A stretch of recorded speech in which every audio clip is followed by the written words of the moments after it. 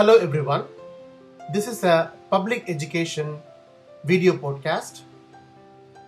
The topic is Alzheimer's dementia. My name is Dr. Sree Prathap Mohanamurthy.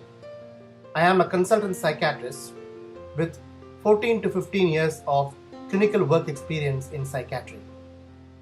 As part of my role as a doctor, I am keen to educate the public about various mental health conditions and help people to improve their general mental health and well-being. I will be producing more videos on different mental health topics.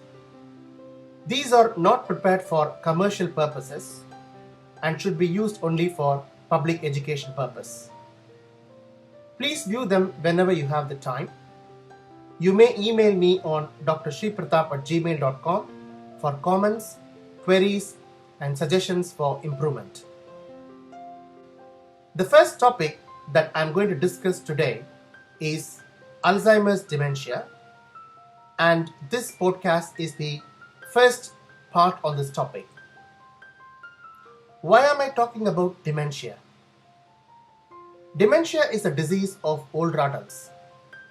Throughout the world, due to improvements in medical field, people are now living longer, which is good news. But this is also a risk factor for developing age-related disorders, and dementia is one among them. Before I proceed further, I'm going to give you a case example and I'm going to leave you to ponder. I will discuss the diagnosis at the end of this video podcast. Mr. P is a 78-year-old man brought to the clinic by his daughter.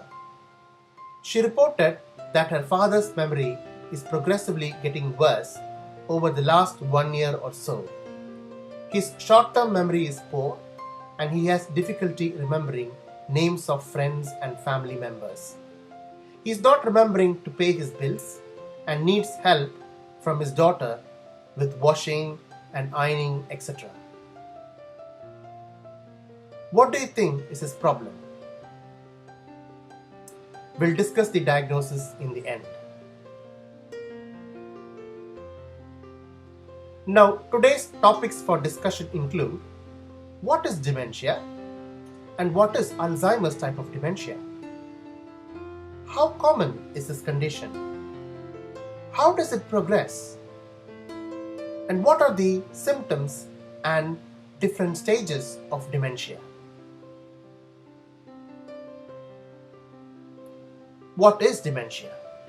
Dementia is a name given to a group of diseases that affect the normal working functions of the brain. Therefore, there is loss of brain function which occurs due to progressive destruction of brain cells. So the patient can present with a set of symptoms which includes memory loss, confusion, problems with communication, mood changes, and personality changes. Now, what is Alzheimer's dementia? Alzheimer's disease is one among them, and it is the commonest type of dementia. 60 to 70% of dementias are due to Alzheimer's disease. What happens in Alzheimer's disease?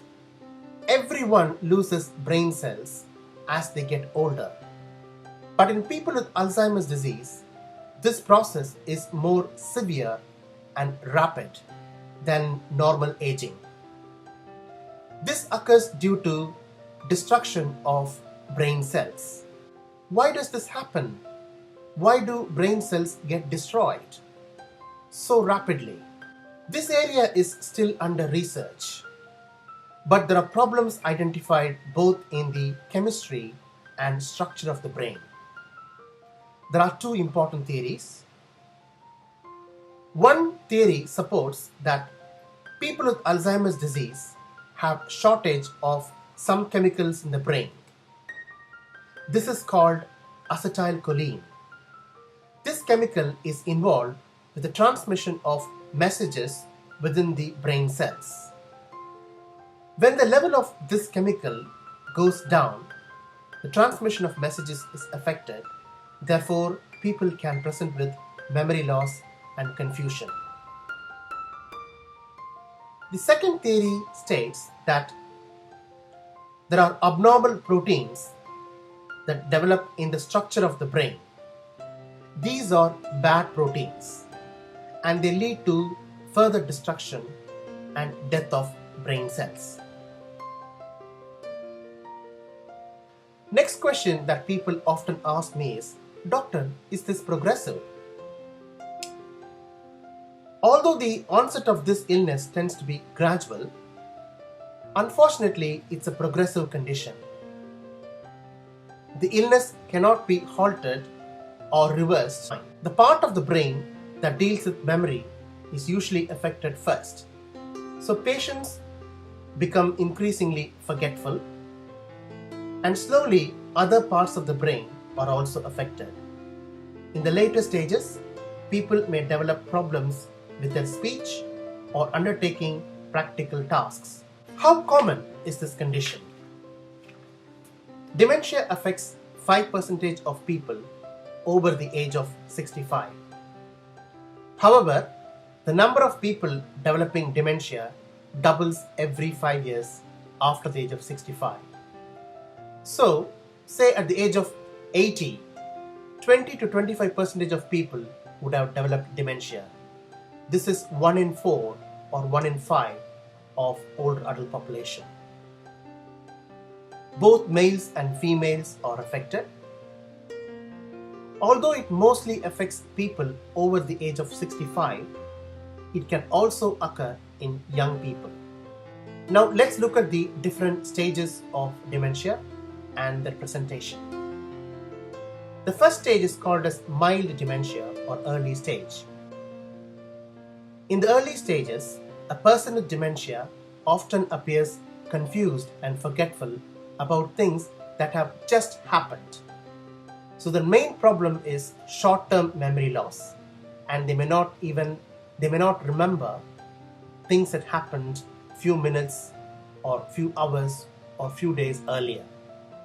But long-term memory tends to stay intact, and for this reason, people with dementia often dwell in the past. They may be forgetful of recent events. A couple of examples would be, they may not remember what they had for breakfast this morning or what they had for dinner last night. They may not remember the content of the telephone conversation they had with people earlier in the day. People often misplace items at home, for example, glasses, reading glasses, wallets, walking stick, etc., and they keep searching for them. They often tend to forget appointments. It could be hospital appointments or other type of appointments. They often repeat themselves. They repeat conversations, and repetitive questioning is frequently observed. This can be quite frustrating for carers and family members who look after them. They are forgetful of people's names, known faces, etc. Now I'm going to talk more about other symptoms of mild dementia. People often get muddled about time, date, day, place, etc. Some may have difficulty in talking, or they may have word finding difficulties. They'll struggle to find the right word for the objects. Some people may have poor concentration. For example, they can watch TV for an hour, but when you ask them later what they had watched, they may not be able to give a lot of information about what they have watched. People may have difficulty in making decisions for themselves, and people may have difficulty in performing complex daily activities like cooking, shopping, paying their bills, washing, laundry, etc. Although I have described a number of symptoms in mild dementia, not all patients experience all these symptoms. They may present with a few of these symptoms, but I'm only giving you a general view of various presentations that can occur in mild dementia. Next stage is called as moderate dementia or middle stage of dementia. Here the dementia has now progressed, so they become more forgetful with poor short-term memory. They have increased difficulty with speech. They may have difficulty in performing even simple activities of daily living tasks. People may neglect personal hygiene. They may need prompting from others for washing, dressing, shaving, etc. Some can become restless at night time and sleep can become a problem. Some patients may also start wandering. They may wander inside the house, unable to find their way around familiar surroundings. They may wander around the streets at night time. This is really risky. Now, in people with moderate dementia, they may develop a lot of psychiatric symptoms and they come to see the psychiatrist for an assessment. Some of the common symptoms are anxiety and fearfulness. People can become extremely anxious because they know that the memory problems are getting worse and they can become very fearful. Mood changes are common. People can become upset with things very easily and they can also become depressed. Some patients can become aggressive. Initially, they may be verbally aggressive, but they can also become physically aggressive. They may see things or hear things that are not there. They often develop paranoid symptoms and accuse others of stealing them. Usually, they're forgetful, but they don't remember where they have placed. But because they can't find them, they accuse other people of stealing them. This can be really distressing for the family members and carers who look after them. Now, I'm going to talk about presentation in someone with severe dementia. So in the later stages, people with dementia need a great deal of help. They're often not able to recognize family and friends, which is very difficult for family members and friends. They're unable to understand what is said to them, and communication is frequently a problem. They become highly dependent on others. Even simple things like dressing becomes really difficult. They may develop incontinence and have bowel and bladder problems. They may have walking difficulties and could become confined to a wheelchair or bed. Now, the stress upon carers is enormous as it becomes difficult to leave someone alone even for a few minutes. Now, we have come to the end of the presentation. Now, going back to Mr. P's presentation that I described earlier, after going through these slides, you may now acknowledge that they're probably displaying signs of early dementia. They may need further assessment and treatment from a psychiatrist. In the next episode, I'm going to talk about what causes dementia, how to diagnose dementia, what can be done to help, and different treatments that could be offered. Thank you for listening.